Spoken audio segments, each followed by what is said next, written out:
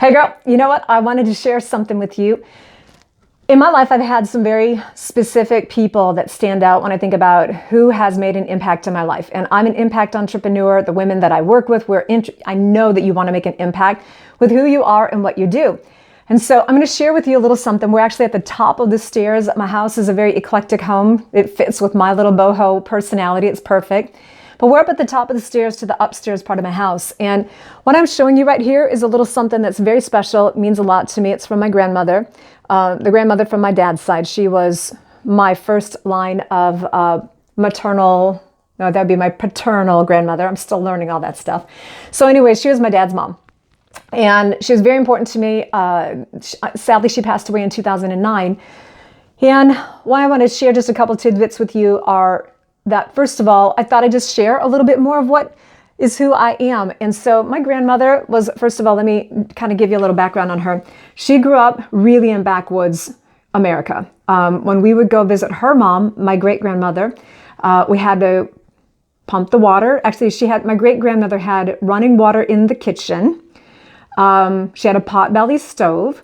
And I can remember going to my great-grandmother's house when I was like 3 or 4, and I remember when she got a bathtub.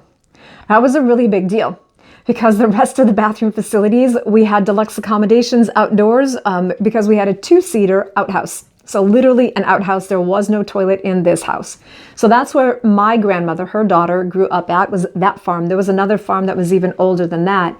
And so the point of relevance is a couple things. First of all, my grandmother, I'm very much like her. She was a wonderful, fun, playful person. She, very sassy, very playful, great woman, very heart-centered, and had a layer of, like, her heart was to serve and serve others.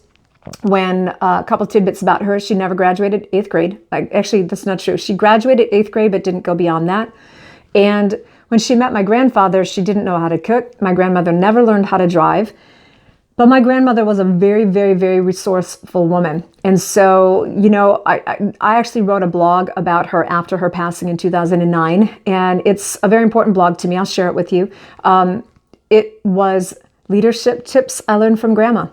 And this woman was so meaningful to me. So anyways, I'm just sharing with you. I don't actually have a lot from her. I was supposed to receive a few things from her when, you know, she passed, but I had a cousin that decided that she needed things from Grandma more than me. So the very few things that I have physical that are left from my grandmother are few and far in between, but very important to me.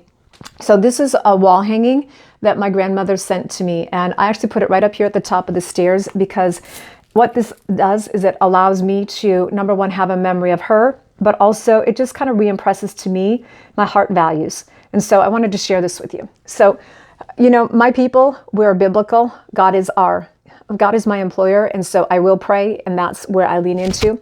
And so this right here is from Galatians 5:22. And it says ingredients for a happy home. So we have, let me see if I can do this. We have love, we have peace and joy, kindness, patience, absolutely, gentleness, goodness, and faithfulness. And so those are just a little bit more. I thought I'd just share that with you because that is how I roll. Those are core to who I am and what I do. And I just thought I'd share that with you. All right.